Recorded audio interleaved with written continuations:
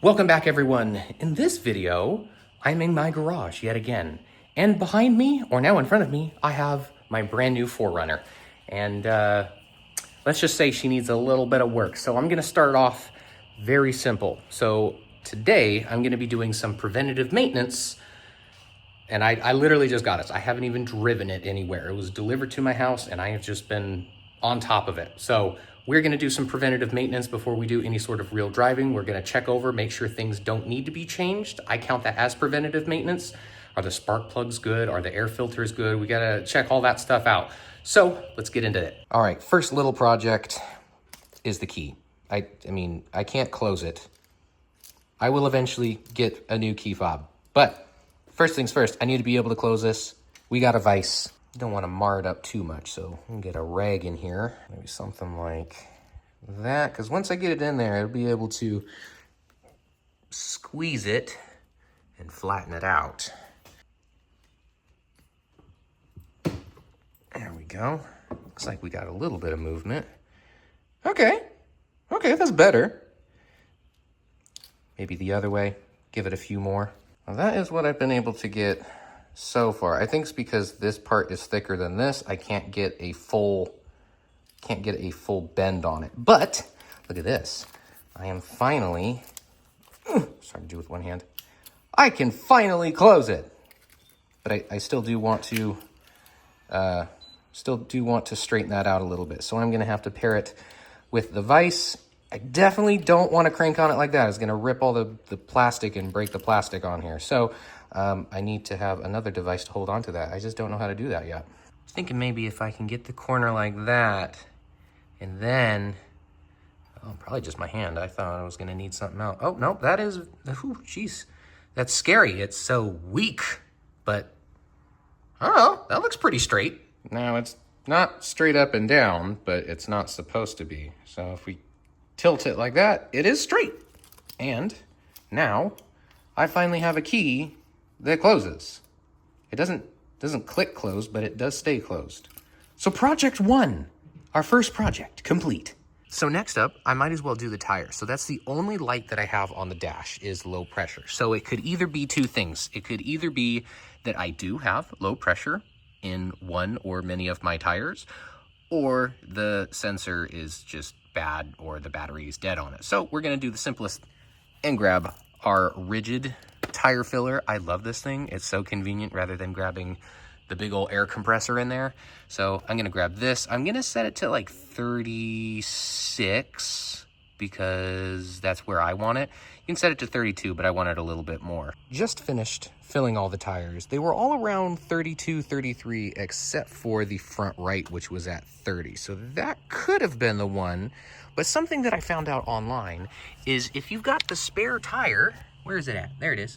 If you got the spare tire that has a sensor in it, it can also trip the low pressure light. So I didn't know that. So I'm gonna jump under here, find the stem, and also fill that one up. But I only filled that one up to like 32. You can see I'm under the car. I was able to get it on right under here. So I guess it depends on how you mount it, but I found it. It's between both of these. Just feel around until you feel it and then pop the thing off, get that in, and then we started pumping. Yes, that one was at 27. That may have been the issue.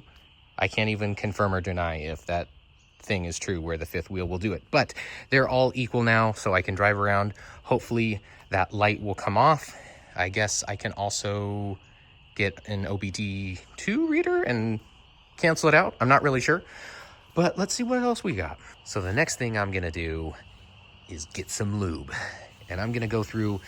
This is something that I started to do because of older vehicles, much older vehicles, like my old Camaro, like 70s. Something that gets them is the latches, the ones for the trunk, the hatch or the rear, and all of the doors. It's something just really old vehicles or high mileage vehicles I like to do. It makes so nothing ever gets jammed up. Like if you get a little bit of rust started in here, it doesn't want to close properly, and you might get to the point where either this breaks because there's too much force on here because there's not enough lubrication, or this breaks or this bends, or something here gets funky, and then you can't open it, and then it's broken, and then your doors don't work, or, you know, it's just one of those little preventative maintenance things. So I'm gonna grab some lube. I'm gonna come around here and make sure that this thing moves nice and freely, which it really doesn't. That's a really tough spring, but I'll make sure all of that's lubed up. We don't really have to do too much here because that's what that is for. Make sure that the spring up here is lubed up, and yeah, that's pretty much it. We make sure these actually look real clean. So maybe just a little touch of extra grease in there to make sure that stays nice and clean. And next up, I am going to grab the cabin air filter. I already did the air filter for the engine, so I checked that one. That one was super clean. And now we're gonna do this one. So I already popped open the glove compartment, and off screen, I popped out both of those. You just have to bend them in and they kind of pop out of there. Easy enough. And then right back here, you can see that's where it is. Let's see if I can do this with one hand, which I can. Okay. Yeah. Well, I wouldn't say it's clean, but it's also not super dirty. So we'll give that a little cleaning ourselves. Maybe I'll pick up a new one at the auto parts store and pop that in there. So that'll be on my to-do list, because that does look quite old, and I bet this does not smell good when I've got the HVAC controls running. Now that I'm done, I'm gonna move on over here, which, I mean, look at this. I mean, if every vehicle was like this, working on them would be so simple.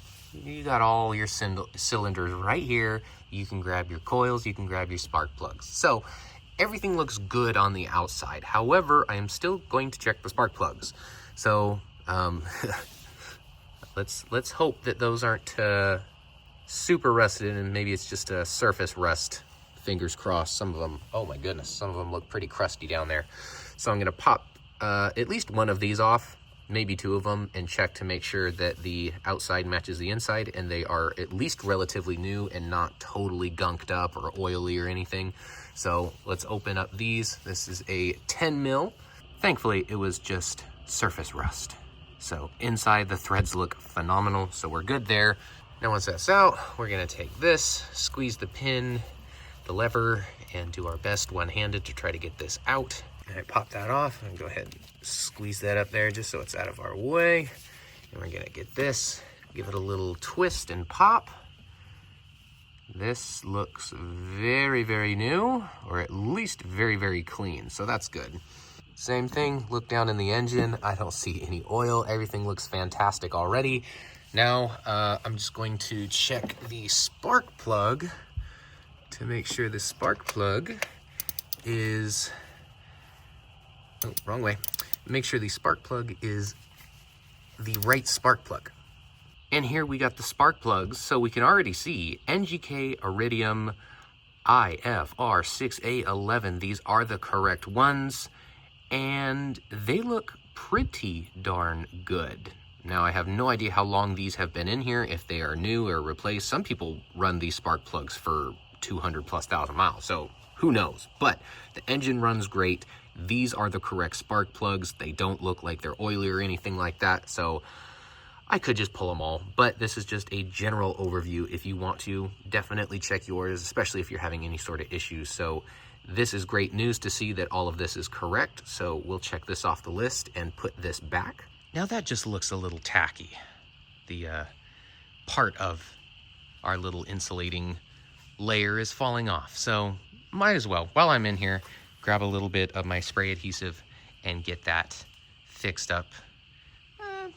It should be okay. I mean, the actual part that you care about is this. It keeps it nice and quiet.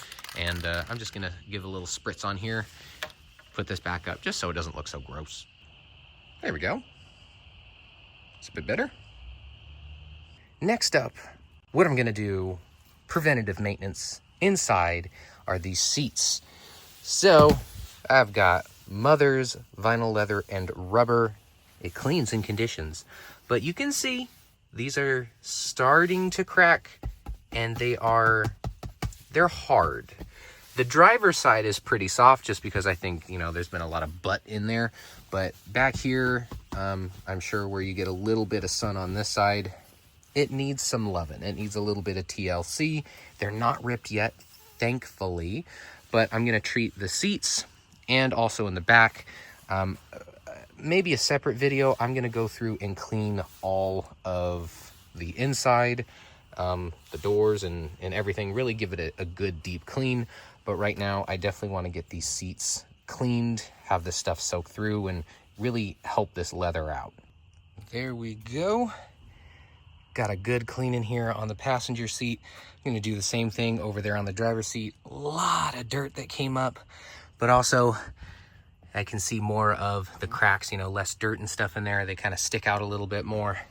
So, I mean, this seat absolutely sucked up this stuff. So it had not been treated in a very, very, very long time. So a little bit of elbow grease went through, cleaned that up.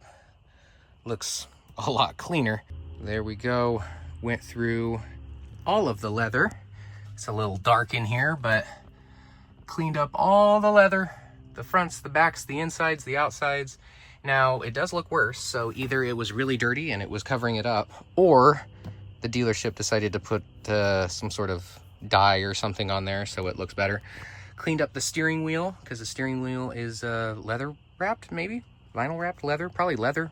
This is a 2006, so probably. So, seats are clean. Like I said, I still need to go through the carpets because those are terrible. All right, so I swung by the store, grabbed some Pennzoil high mileage 5W30, which goes in this bad boy. And I was actually gonna get something else, but I found that they did have the Toyota filter for this one. Apparently, these used to come with smaller filters, but there's slightly larger ones, which now Toyota does standard that fit these because there was clearance to do so, so they got bigger ones. So that's what I got. Let's figure out how to do this oil change. We're gonna start off, obviously, in the engine bay, and we're gonna take this out so we can get some good flow and make sure we got the right oil, 5W30, which I didn't before, and I had to go back, but we didn't look at that. Looks a little dirty in there, so I don't know if this is because it's a tube or someone wasn't the best at oil changes, but not anymore. We're gonna get this thing nice and clean, like how they're presenting it. All right, under the vehicle here, we've got 2 bolts that go through here and go through here to get the skid plate out. So that's 2 of them. Mine are different, probably because one of them rusted through or something. They had to change it. So the next one I'm gonna grab is this one straight through here. If you take a look, you can see the bolt right there. So I'm gonna go through, I'm gonna get that one. The other one should be right over on the other side too. And once you get the last bolt out of here, which again, rust, so I guess they self-tapped one in there to not have it rattle. So that's one way of doing it. But now that the whole thing is off, I've placed it off to the side. And now for the V8, at least we can get to the oil filter. And to drain the oil, it's you don't have to take anything off. It's this big old hole right down here, and you can actually see it right up there. So we're going to place our can right down here to catch it, and then we'll drain that. Once we're done draining that, then we'll come in here and pop this bad boy off, drain that too, and then put our new stuff on. I mean, it's pretty simple. All right, we have it draining. It just barely fits. I don't have anything on jack stands or jacked up at all. It's just sitting here. So with that there, I was actually able to reach my hand through here and untwist it, but I had to crack it loose first. So now that that is draining, which it does look pretty dark. So yeah, just more and more things with this 4Runner that aren't exactly looking good. Once we're done with that, I just got that finger tight back on. Move our pan over here. Let's get this guy out of here real quick. Get some more oil. This thing holds 6.7 or something crazy. Lots of oil. And now we begin the long process of filling it up. So everything's done, buttoned up down there.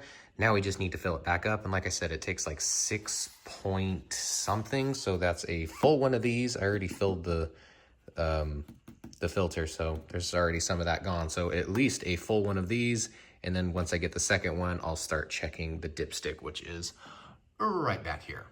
Now, one thing I definitely want to switch out is right back here. This weather stripping on the outside, I've got the window rolled down. You can take a look, and yeah, it's pretty gone. We'll see it more when we take it out, but this thing has been destroyed by the weather, and it needs to come out. So we're gonna start on that by lifting it up, hopefully with one hand. We're gonna lift this out, and it should just clip into place. But I've got a brand new one. Awesome. These just come from Amazon. They're actually pretty darn cheap. And that has the new weather stripping. Look how beautiful that is. Nice and velvety. It's going to be beautiful, making sure that no water or anything gets on the inside of the door, just to make sure everything stays nice and pretty. So let's try to take this off. Just popped it up. Like I said, just comes straight up and all the way across. Just like that. Yeah, this is seen better days. So we're gonna out with the old, clean this up a little bit, maybe clean out some of this schmutz up in here. The one that's on the inside is a lot better condition because it's obviously on the inside. And just like that, we got it nice and cleaned up. We got all the schmutz out of there. So the new one, I'm just gonna slide right onto there where it was before, and then on the other side, right here on the inside. And then you just, you know, make sure it's pressed into place, and pretty simple. Get it slapped into place, and it's gonna look good as soon as I slap the whole thing in place. There we go, brand new. And now you can see with the window rolled up, we actually have some sort of weather stripping on the inside. This is what fell off and just disintegrated over time, so now it'll keep water and other crap out of our door. Well, I hope you all enjoyed. That was my general maintenance for the 4Runner. A lot of stuff, preventative maintenance to help it from, you know, breaking down in the future. Definitely needed an oil change. I didn't think it needed it, but oh, it definitely needed that. A few things that were broken that needed to be fixed. A lot of different stuff for the 4Runner. I hope you guys enjoyed. Maybe it'll help you out in the future. So I really appreciate it, and I'll see y'all in the next one.